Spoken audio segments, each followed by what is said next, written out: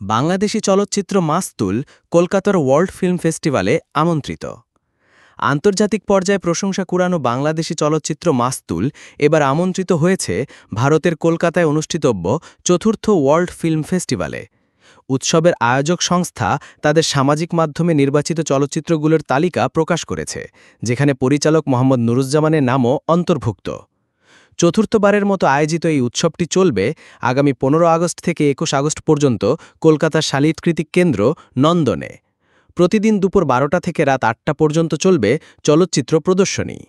উৎসবটি আয়োজন করছে federation of film societies of ইন্ডিয়ার ইস্টার্ন রিজিয়ন, যা 1959 সালে কিংবদন্তি চলচ্চিত্রকার সত্যজিৎ রায়ের নেতৃত্বে প্রতিষ্ঠিত হয়। প্রতিবারের মতো এবারও এটি আয়োজিত হচ্ছে ইন্টারন্যাশনাল ফেডারেশন অফ ফিল্ম সোসাইটিজের এশিয়া প্যাসিফিক বিভাগের সহযোগিতায়। চলতি বছরের উৎসবে 37টি পূর্ণ দৈর্ঘ্য চলচ্চিত্র, পাশাপাশি বেশ কিছু স্বল্প দৈর্ঘ্য এবং প্রামাণ্যচিত্র প্রদর্শিত হবে 3টি বিভাগে। নির্বাচিত ছবিগুলোর মধ্যে অন্যতম মাস্তুল, যা ইতিমধ্যেই রাশিয়ার মস্কো এবং চেবোকসারি চলচ্চিত্র উৎসবে প্রদর্শিত হয়ে প্রশংসা কুড়িয়েছে। এছাড়া এটি 21তম কাজান আন্তর্জাতিক চলচ্চিত্র উৎসবেও অফিসিয়াল সিলেকশন হিসেবে অন্তর্ভুক্ত হয়েছে।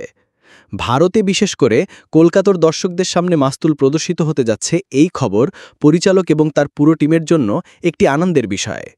জলজ্জীবন নিয়ে নির্মিত মাস্তুলে অভিনয় করেছেন ফজলুর রহমান বাবু, দীপক সুমন, আমিনুর রহমান মুকুল, আরিফ হাসান, শিকদার মুকিদ এবং সিফাত বান্না।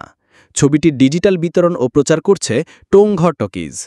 তদুপরি স্পেনে আসন্ন 24তম ইমাজিন ইন্ডিয়া আন্তর্জাতিক চলচ্চিত্র উৎসবে মাস্তুল সেরা মানবতাবাদী চলচ্চিত্র পুরস্কারের জন্য মনোনীত হয়েছে। পরিচালককে উৎসবে যোগদানের জন্য অফিসিয়াল আমন্ত্রণ জানানো হয়েছে এবং সবকিছু ঠিকঠাক থাকলে তিনি উৎসবে অংশ নেবেন বলেও জানান।